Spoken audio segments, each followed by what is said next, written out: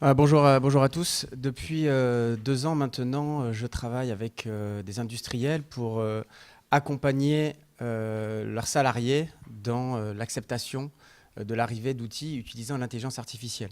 Et donc parallèlement à cette activité d'accompagnement et de consultant, je réalise des recherches justement pour essayer de formaliser ce qu'on imagine être l'homme au travail consécutivement à l'arrivée de l'intelligence artificielle.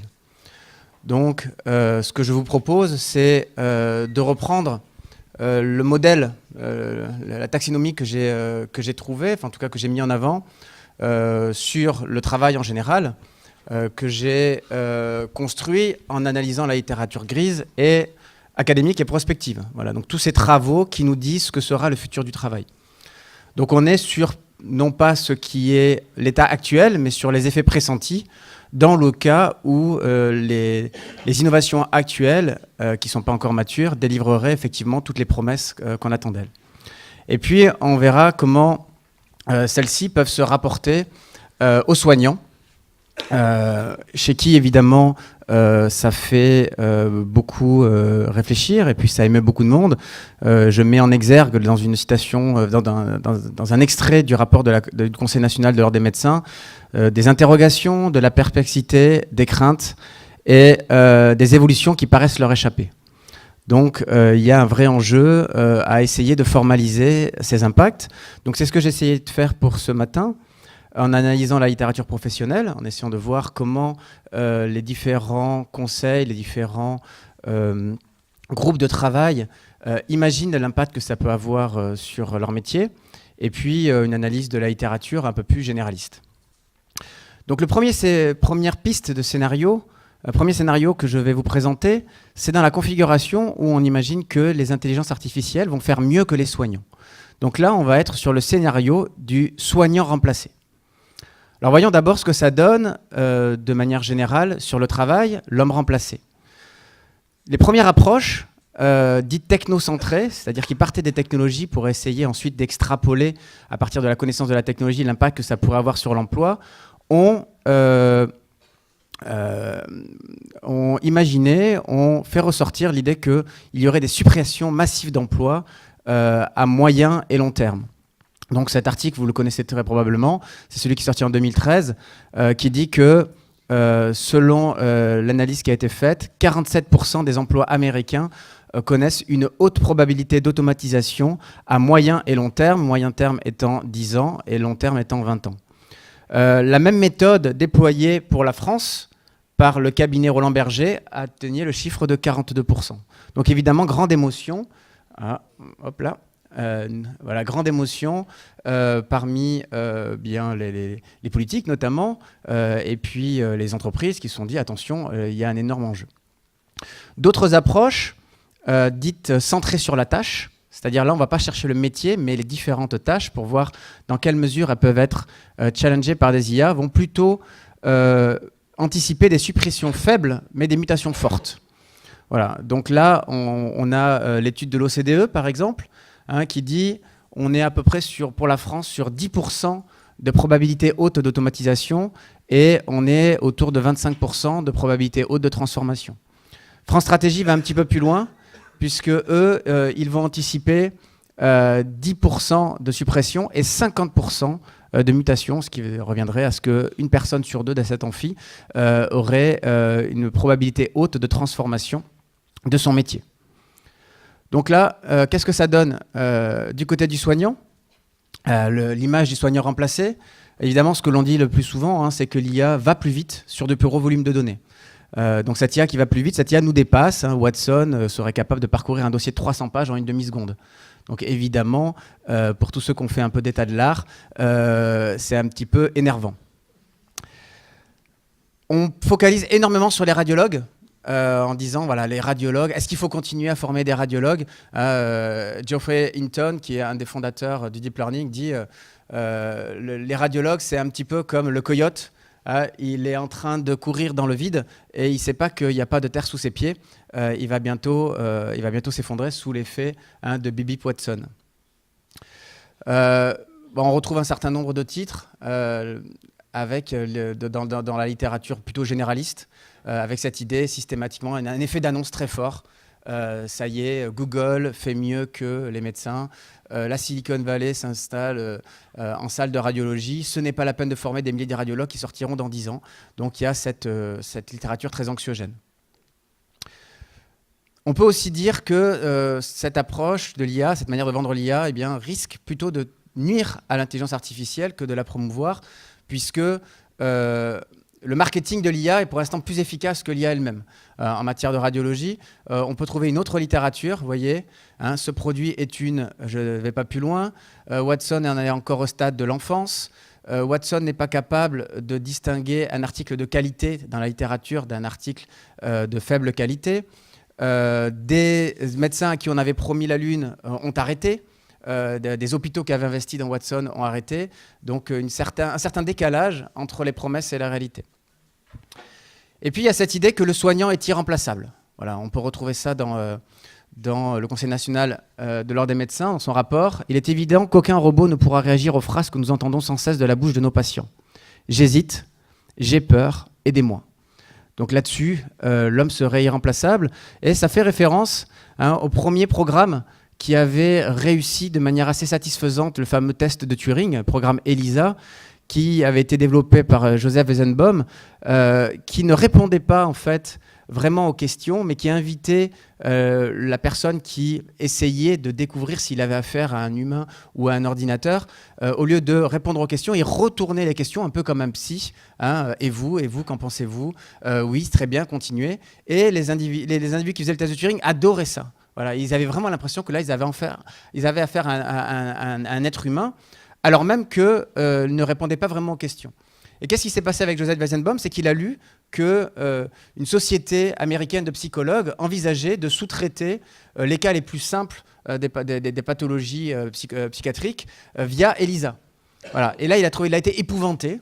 Donc, il a refusé de communiquer sur le programme et il est devenu un militant anti-IA. Partout où il est passé, il a dit l'IA, il faut arrêter, c'est dangereux, etc. Donc, ça, c'est vraiment cette idée qu'on ne pourrait pas se passer du soignant. Donc, le côté remplaçable est une utopie. Maintenant, allons sur l'approche qu'on a vraiment développée tout à l'heure cette matinée, soigner avec l'IA. Voilà, c'est celle qui est celle qui est dans la mutation, dans la transformation de l'emploi. Donc, on va voir le soignant augmenté, le scénario du soignant augmenté, le scénario du soignant dominé et le scénario du soignant accaparé. Donc voyons d'abord ce que ça donne sur l'homme augmenté. Donc l'homme augmenté, c'est l'idée d'une collaboration homme-IA qui soit capacitante versus, on la verra tout à l'heure, aliénante. Hein, donc ça, c'est ce qu'on peut voir dans un rapport. On doit donc aller vers un meilleur partenariat entre l'homme et le robot, l'homme se concentrant sur tout ce qui n'est pas automatisable et apportant sa véritable valeur ajoutée. Donc cette idée de la valeur ajoutée, on la retrouve très régulièrement. On a le très célèbre Laurent Alexandre hein, qui dit que l'indicateur phare de l'employabilité dans l'avenir, ça ne sera plus le QI, mais le quotient de complémentarité avec l'IA. Voilà, il propose d'inventer un QCIA. Évidemment, Laurent Alexandre, pour tous les spécialistes, c'est assez énervant, mais quand on regarde dans la littérature sérieuse, on retrouve de façon euphémisée beaucoup de ces inspirations dites de manière assez exaltée. Donc il reste un influenceur de premier ordre, on doit pouvoir l'accepter. Ou alors être capable de le challenger sur les scènes médiatiques, ce qui n'est pas évident. Ça va passer par une complémentarité, ça passerait en tout cas selon la littérature, sur une délégation des tâches techniques et sur un renforcement des compétences analytiques et relationnelles côté humain. Donc finalement, le technique expert serait plutôt pour l'IA et l'analytique relationnelle serait plutôt pour l'homme. Dans toute la littérature, c'est souvent cette ligne de partage que l'on retrouve. Alors qu'est-ce que ça donne du côté du soignant augmenté? Clairement, et c'est assez vrai de manière générale pour tous les travailleurs, c'est l'idée du gain de temps. Voilà, d'abord, on va gagner du temps parce qu'avec une IA, ça va plus vite. Google promet sur l'analyse d'image une réduction de 50% du temps consacré à la simple analyse d'image et du coup on peut passer directement sur de l'interprétation. Ensuite, c'est l'idée d'établir les meilleures alliances. Voilà, situer les meilleures alliances, on va retrouver plusieurs chercheurs qui vont dire qu'on a trop d'informations aujourd'hui au regard de notre meilleure connaissance des maladies et cette alliance pourrait être justement sur le gain du temps sur l'analyse d'informations.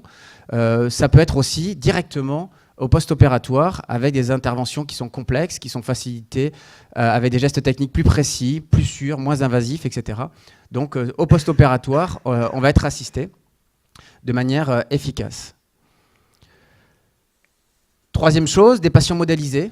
Donc ça, c'est une piste de recherche intéressante avec l'avatar, qui va le double numérique du patient, qui va faciliter la planification de la stratégie opératoire. On va s'entraîner avant sur un patient qu'on aura numérisé. Enfin, quelque chose qu'on voit souvent, la médecine de précision. Hein, on retrouve beaucoup dans les grands congrès de médecine, aller vers la médecine des 4 P. Hein, donc le P, prédiction, prévention, personnalisation et participation. Et donc, on pense que l'IA peut être un allié pour aller vers ces 4 P. Alors, vous le savez sûrement, le meilleur joueur d'échecs seul du monde est une machine, mais les meilleurs joueurs du monde sont les joueurs qui travaillent avec la machine. Hein, il y a des joueurs d'échecs, des matchs d'échecs dits freestyle, où les hommes et les machines travaillent ensemble pour réussir à vaincre l'adversaire. Et ces champions, on les appelle des centaures. Voilà. Alors, qu'est-ce que ça donne, par exemple, si on regarde certaines startups françaises, en termes de centaures, eh bien, ça donne ce super médecin avec quelques analyses qui montrent que sur la diagnostic du cancer, l'intelligence artificielle atteint 7,5 d'erreur seule, les médecins spécialistes 3,5, spécialistes outils de logiciels 0,5. Donc ça, c'est intéressant d'arriver à centauriser le médecin. Mais le médecin n'est pas seul là-dedans. Alors là, je m'excuse par avance pour l'image, parce que ce sont mes étudiants qui ont fait le travail d'image. Et quand je leur demande de mettre en scène un travail paramédical, eh bien forcément, ils mettent une jolie infirmière. Donc désolé pour le biais de genre. Eh bien, il y aura aussi des tâches qui jusque-là sont assurées par des médecins qui pourraient être assurées par des métiers paramédicaux. Voilà, les infirmières pourraient monter en compétences et ce qui leur manque en termes de connaissances leur viendrait de l'IA et elles pourraient du coup soulager entre guillemets les médecins d'un certain nombre de tâches qu'ils font jusque-là, les médecins pouvant se concentrer sur des tâches plus complexes. Alors le scénario plus dystopique, moins positif, c'est l'homme dominé. Alors en matière d'homme dominé, ce qu'on voit dans la littérature, c'est que souvent l'après-demain occulte le présent. C'est ce qu'Asimov appelle le complexe de Frankenstein, c'est-à-dire qu'on est plus sur ce scénario omnibulé par l'intelligence artificielle qui va se retourner contre son créateur pour l'exterminer, que sur les vrais problèmes. Parce que ce scénario-là impliquerait évidemment une IA qui aurait conscience d'elle-même, et on est très loin de ça. Le vrai sujet, c'est ce qu'on appelle la logique rationalisante ou le tournant injonctif, c'est-à-dire l'apparition de technologies de plus en plus nombreuses qui disent tout simplement à l'homme ce qu'il doit faire. Voilà, alors on y est un petit peu habitué lorsqu'on veut éteindre notre ordinateur et qu'il nous dit de ne pas le faire parce qu'il a 52 mises à jour à réaliser juste avant de prendre l'avion. Et du coup, on ne sait pas si on doit le faire. Est-ce que c'est grave? Est-ce qu'on va perdre nos données? Mais pourquoi il me demande ça maintenant? Pourquoi il me le demande toujours quand il ne faut pas? Etc. Mais c'est le tournant injonctif. Et évidemment, ce tournant injonctif, il pourrait s'étendre sur d'autres tâches, de tâches cognitives de haut niveau. Et c'est là où, évidemment, ça peut poser problème. Avec des risques de déqualification, c'est-à-dire finalement, on n'apprend plus à faire quelque chose parce qu'on nous dit que c'est la machine qui va le faire, un risque de prolétarisation, c'est-à-dire que finalement on perd son savoir et on n'en est plus propriétaire, et un risque d'ubérisation, c'est-à-dire des gens qui vendent leurs compétences mais sous la forme d'un service, et des risques de paternalisme technologique, c'est-à-dire finalement on se soumet comme des gentils enfants auparavant à nos enseignants à ces machines qui sont particulièrement brillantes, avec un risque évidemment de déresponsabilisation. Donc là, vous avez effectivement France Stratégie qui disait en 2016 il y a un risque de perte d'expertise en termes de know-how et de perdre un ensemble de compétences qui non seulement peuvent être utiles à la société, mais qui contribuent à alimenter le respect de soi. Donc non seulement on perd des compétences utiles, mais en plus on met en cause, on fragilise le processus de construction de soi et d'identification et d'identité au travail. Du côté du soignant dominé, comment ça se manifeste dans la littérature ? D'abord par l'idée de la domination des GAFA et de la watsonisation de la santé. Voilà, y a cette inquiétude qui est que des géants dont le but n'est pas, le but de la création au départ n'est pas de soigner les gens, s'accaparent un certain nombre d'outils, deviennent ultra dominants sur des outils et qu'on se retrouve lié à ces géants des technologies. Là, le Conseil national de l'ordre des médecins dit une personne, une société libre et non asservie par les géants technologiques. C'est une de ses recommandations. Ensuite, on a l'idée des outils d'aide à la décision versus automatisation des décisions. Voilà, donc l'équilibre, il serait là. Il faudrait éviter d'automatiser des décisions, on l'a vu dans l'exposé précédent, et être sur de l'aide à la décision. Hein, le risque que le médecin abdique devant la machine qui sait mieux que lui est réel. Il peut être amené à endosser une décision qui n'est pas la sienne et à découvrir après coup que la machine s'est trompée. Donc ça, c'est ce que dit l'INSERM, et il faut absolument éviter cette situation-là. Dernière chose, et on en a beaucoup parlé tout à l'heure, l'explicabilité et la transparence des algorithmes. L'INSERM dit que c'est vraiment la condition de l'acceptabilité. Il faut qu'il y ait compréhension, explication, correction, de la même manière qu'un être humain peut vous expliquer, vous devez avoir accès au motif de la décision. Tant qu'il y a cette boîte noire, il y a un blocage en termes d'acceptabilité. Et donc, dernière chose, la définition de la responsabilité. Donc là, ça va être un enjeu juridique. Face à des situations homme plus IA, eh bien, il va falloir poser les règles de la responsabilité, comme pour la voiture autonome. Il faudra dire, en cas de problème, qui est responsable. Pour l'instant, hein, en situation, si on prend l'exemple de l'avion, eh bien, on dit toujours que c'est le facteur humain. Donc, ça peut être une source d'inquiétude. Troisième thème, l'humanité divisée. L'humanité divisée, dans la littérature, dit que l'automatisation, la numérisation, l'informatisation polarise le marché du travail entre une aristocratie de l'intelligence qui est capable de travailler avec ces technologies et des inutiles. Donc il y a un risque, c'est ce qu'on appelle le winner take all economy, c'est-à-dire ceux qui ont la bonne formation, ceux qui sont compétents pour travailler avec les machines, ceux qui ont des compétences qui sont complémentaires de l'IA, eh bien, montent énormément, alors que les autres descendent comme un sablier, en fait, avec seulement deux extrêmes. Ceux qui sont sur la sellette, c'est statistiquement, en tout cas, ce qu'on remarque, ce sont les classes moyennes.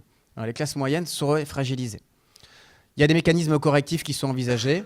La démocratisation de l'intelligence biologique, c'est-à-dire finalement avoir une meilleure école. Hein, Laurent Alexandre, dans son livre, parle beaucoup de l'école et il dit qu'il faut des écoles Montessori dans les ZEP pour réussir à développer les compétences qui sont non challengées par l'IA. Et puis, il y a le fameux revenu minimum de base. Ce n'est pas le lieu pour en parler, mais on pourra en parler éventuellement à la pause. Alors, qu'est-ce que ça donne du côté du soignant ?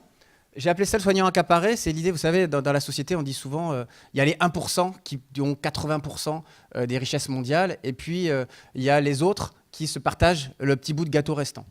Et là, c'est cette idée que le soignant, finalement, il travaillerait dans ses recherches de plus en plus pour les riches, en fait, parce que, les technologies, les interventions assistées par des IA restent très, très chères, et deux, il y a une quête sous-jacente qu'on n'a pas évoquée parce que c'est dur de l'évoquer, mais comme je suis sociologue, je peux mettre les pieds dans le plat, c'est cette idée de repousser en permanence, on a vu les cours d'espérance de vie, le moment où nous allons y passer. Et cette immortalité-là, c'est une obsession des nouveaux milliardaires de la Silicon Valley. Voilà, ceux qui investissent le plus dans la recherche sur le transhumanisme, ce sont les milliardaires de la Silicon Valley, ce sont les fondateurs de Google, c'est le fondateur de PayPal, etc. Ils ont mis beaucoup, beaucoup d'argent parce que, vous avez beaucoup de citations de Peter Thiel qui dit « Je trouve tout simplement que la mort est une idée idiote qui m'énerve énormément et je refuse de l'accepter. » Voilà. Évidemment, quand on est milliardaire, on a beaucoup à perdre. Et on a beaucoup d'argent aussi à mettre dans le fait de rester en vie le plus longtemps possible. Donc tout ça pour dire qu'il y a fort à parier que le premier homme, s'il arrive, qui vit 150 ans, ce soit quelqu'un de très riche. A contrario, on trouve des citations de professeurs qui disent eh bien moi, je veux travailler pour ceux qui souffrent et surtout pas augmenter les capacités des personnes saines. Sauf que si on lit Harari, Homo Deus, eh bien, elle dit que de la réparation à l'augmentation dans l'histoire de la médecine, il n'y a pas une différence claire. Voilà, bien souvent, ce qui était au départ une médecine de réparation est devenu une médecine d'augmentation. La chirurgie esthétique est née pendant la Première Guerre mondiale pour réparer les nez cassés et les visages défigurés. Et puis c'est devenu une discipline très lucrative qui s'occupe essentiellement de gens très riches qui veulent être très beaux. Et donc, on a bien vu la bascule d'aller vers des soldats, souvent des classes populaires qui ont pris des morceaux d'obus sur le visage. Et on est allé finalement vers un art qui s'est tourné vers la bourgeoisie et l'aristocratie. Donc, cette trajectoire-là, elle a déjà eu lieu. Et il faut être vigilant sur le fait qu'elle n'ait pas lieu avec l'IA, sinon on va faire une nouvelle type de chirurgie esthétique. Dernier scénario, le proprement humain redécouvert. Donc là, c'est l'idée que grâce à l'IA, l'homme redécouvre sa propre humanité. Donc on peut lire dans le rapport Villani, l'IA est une chance historique de désautomatisation du travail humain. Elle permet de développer des capacités proprement humaines. Donc finalement, les sociétés modernes auraient multiplié les situations d'hommes au travail où nous fonctionnons comme des machines. Voilà. Pensez à la personne qui vous démarche pour vendre la nouvelle box. Vous avez vraiment l'impression que vous avez affaire à une machine. Eh bien oui, elle suit un algorithme, elle est déshumanisée. La personne qui fait le même geste toute la journée sur la chaîne d'assemblage, elle est déshumanisée dans cette perspective-là. Eh bien, l'IA serait une chance de désautomatiser le travail humain, de sortir l'automate que les sociétés industrielles et modernes et bureaucratiques ont mis en nous. Il y a cependant des goulets d'étranglement à la frontière technologique. C'est un concept qui permet justement d'avoir les résultats que je vous ai montrés tout à l'heure, qui permet de voir quelles sont les limites à l'automatisation. Alors, on les retrouve. Alors, évidemment, ces limites, elles sont actuelles, mais elles ne sont pas définitives. Alors, quelles sont ces limites ? On va retrouver, pour l'instant, on l'a vu un petit peu tout à l'heure, le lien perception-dextérité, mais j'ai vu ce matin que c'était en cours de travail. Mais là, clairement, par exemple, les artisans qui font de la ferronnerie d'art, eux, pour l'instant, ils ne sont pas considérés comme challengés à moyen terme et à long terme par des IA. Les savoir-faire transversaux, parce qu'on sait que l'apprentissage par transfert de l'IA, c'est quelque chose de très compliqué. La créativité, la capacité à résoudre des problèmes, l'intelligence relationnelle et la flexibilité. Donc tout ça, ce sont des filtres à travers lesquels on met des énormes masses de statistiques pour analyser l'impact de l'IA sur le travail et qui permettent de travailler les indices d'automatisation. Il y a l'idée aussi que l'IA va réhabiliter l'ultrasociabilité humaine. C'est-à-dire finalement cette propriété qui a fait de nous l'espèce dominante, pour le meilleur ou pour le pire, notre capacité à nous organiser au-delà d'un groupe de 50 individus, eh bien, va être rehaussée par l'IA. Vous avez Bill Gates qui dit « Ce que le monde veut, c'est saisir cette opportunité pour continuer à produire les biens et services que nous avons aujourd'hui et libérer les ouvriers, nous laisser améliorer la manière dont nous tendons la main aux personnes âgées, avoir des classes avec moins d'élèves, aider les enfants qui ont des besoins spécifiques. Toutes ces choses où l'empathie et la compréhension humaine sont encore tout à fait irremplaçables. » Donc ça, c'est cette idée que voilà, l'IA va pouvoir supprimer des tâches qui nous éloignent de cette vocation humaine à travailler ensemble. Enfin, ce qu'on retrouve, c'est l'idée qu'on est en train d'écrire une nouvelle phrase. Dans les sciences humaines, une des questions obsessionnelles, c'est « Quel est le propre de l'homme ?» Et cette phrase, c'est « L'homme est le seul animal qui ?» Et généralement, on répondait en se comparant aux autres animaux. Et souvent, on disait d'ailleurs « est le seul animal qui est capable d'avoir une conscience réfléchie ». Ça, c'était quelque chose. La nouvelle phrase, c'est que en fait, maintenant, la syntaxe reste la même, mais les mots changent. On dit l'intelligence humaine est la seule intelligence qui. Et en disant ce que l'intelligence artificielle n'est pas, eh bien on dit ce qu'est l'homme. Voilà, donc ça c'est quelque chose que l'on retrouve dans la littérature. Qu'est-ce que ça donne du côté du soignant ? Eh bien évidemment, se recentrer sur les relations soignant-patient. Plus l'enseignement devient scientifique, plus le degré d'empathie doit être renforcé. Donc plus il y a des objets techniques, et plus il faut qu'il y ait de l'homme à homme. Sinon, on rend les choses impersonnelles et froides. Les logiciels vont lui permettre de se recentrer sur la relation avec le patient et de lui offrir une médecine plus personnalisée. Mais problème, non seulement les professionnels de santé n'y sont pas formés ou à peine, mais ils se retrouvent dans un contexte défavorisant. Il a été montré que l'empathie naturelle diminue au long du cursus du médecin ou d'un infirmier. Donc il y a un vrai sujet si effectivement l'IA fait appel davantage à notre humanité. Il y a cette idée de revaloriser les émotions. On a toujours eu cette idée que le chirurgien il ne voyait que la maladie et jamais le patient dans son ensemble, parce que sinon il devenait moins performant s'il mettait un peu d'émotion. Eh bien, on trouve toute une littérature qui dit en fait les émotions sont l'ami du médecin et du chirurgien. Une ultrasociabilité disciplinaire, avec cette idée qu'il faut aller vers de l'interdisciplinaire, déspécialiser, décloisonner les savoirs. Alors, ce qu'on retrouve dans un rapport de Terra Nova, c'est que finalement, le modèle, alors que c'est une spécialité qui est plutôt dominée dans le champ, le modèle à venir, ça serait le modèle du médecin généraliste. C'est celui qui coordonne, oriente, la connaissance et la gestion des dossiers médicaux et qui a une relation personnelle avec son patient. Je terminerai juste en évoquant, et ça va faire lien avec ce qui a été dit tout à l'heure, le 3IA toulousain qui, un peu comme vous, va vers une IA hybride. Voilà. Donc aujourd'hui, la médecine 4P qui est espérée via l'IA se heurte à des questions de fiabilité, de robustesse, d'explicabilité, de certificabilité et d'apprentissage. Ça, c'est pour la partie technique. Et sur le côté sociétal, se heurte à des biais, à des définitions de responsabilité juridique, à des problèmes éthiques et à l'acceptabilité.